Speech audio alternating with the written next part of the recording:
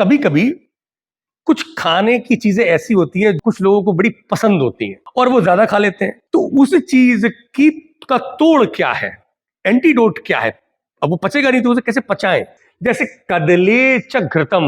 कदली का मतलब होता है केला, बनाना। अब किसी को यदि केले बहुत पसंद है, उसने 10-12 केले खा लिए, अब वो पचेगा नहीं, तो उसके लिए पचाने के लिए थोड़ा सा 1 चम्मच घी खा ले तो केला पच जाता है। घृत पाक विधावपि जंभ रसः। अब यदि बहुत ज्यादा घी खा ले कोई व्यक्ति, घी की तली हुई चीजें खा ले, खाने के बाद में खाना जो बचता नहीं है, जो वहीं फंसा रहता है, उसको पचाने का तरीका है नींबू पानी। बस 1 चम्मच लेमन जूस पानी में डाल के पी ले तो जो हैवी फूड घी का बना हुआ खाया है वो पच जाता है।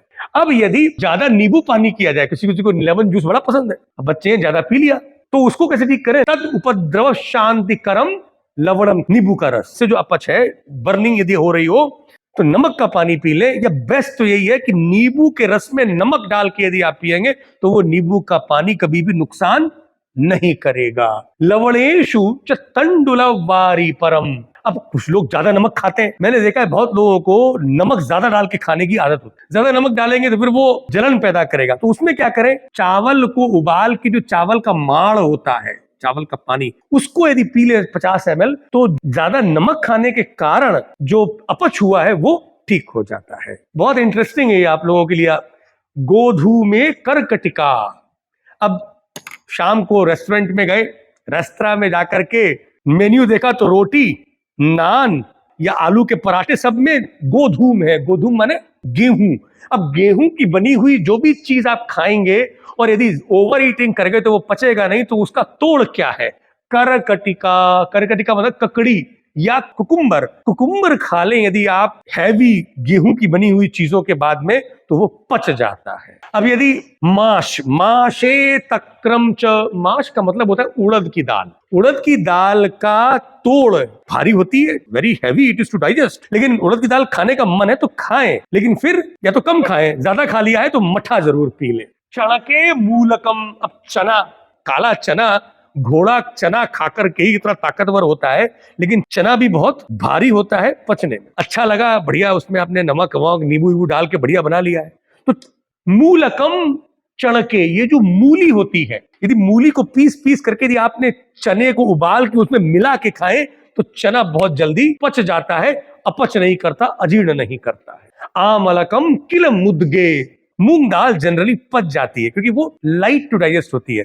अब ज्यादा क्वांटिटी में मूंग की दाल पचती नहीं है, तो उसे कैसे पचाएं? आमलकम।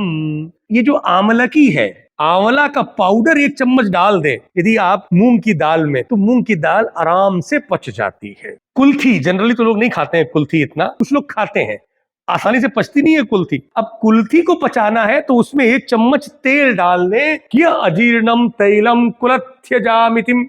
जो कुल्थी को यदि पचाना है तो आप तेल का प्रयोग करें। द्राक्षा मुकूल निकोचक सेवितम। निकोचक का मतलब होता है पिस्ता। पिस्ता लोग बहुत खाते हैं, पिस्ता है, बादाम है, ड्राई फ्रूट्स। अब पिस्ता खाएंगे उसको बोलते हैं निकोचक। यदि आपने, बच्चे ने या किसी ने ज्यादा अमाउंट में पिस्ता खा ली, खाता चला गया, एकदम गर्मी हो जाती है, एकदम नाक से ब्लीडिंग हो सकती है, तो क्या करें? द्राक्षा मतलब अंगूर, यहां पे किशमिश से मतलब है, रेजिन से मतलब है। रेजिन खिला दें 10-12 तो अपने आप उसका काउंटर हो जाता है, उसकी जो गर्मी है वो कूल हो जाती है। वाताम व्रंत फलम पाक करम लवंगम। वाताम का मतलब होता है बादाम और व्रंत फल का मतलब होता है बैगन, ब्रिंजॉल। अब एलमंड्स और ब्रिंजॉल ये दोनों चीजें बड़ी गर्म होती हैं, इनको पचाने के लिए आपको लौंग खाना चाहिए। लौंग गर्म भी होती है लेकिन उसका अंदर असर ठंडा होता है, ये पक्की बात है। ददना जलेन जीरियंती कांजकम त्वाढ़की पचेत। आढ़की का मतलब होता है अरहर। अरहर दाल यदि ज्यादा खा ले और पेट में जलन मचने लगे और भारीपन हो जाए, गैस बन जाए, मतलब दाल पची नहीं, तो क्या करें? कांजिकम, ये जो खट्टी कांजी आती है मूली की, उसको ले ले तो वो एकदम अरहर दाल को पचा देता है। इसलिए जब भी कभी अरहर दाल दे तो थोड़ा सा कांजी जरूर दे दे। पिष्टान्ने शीतलम बारी।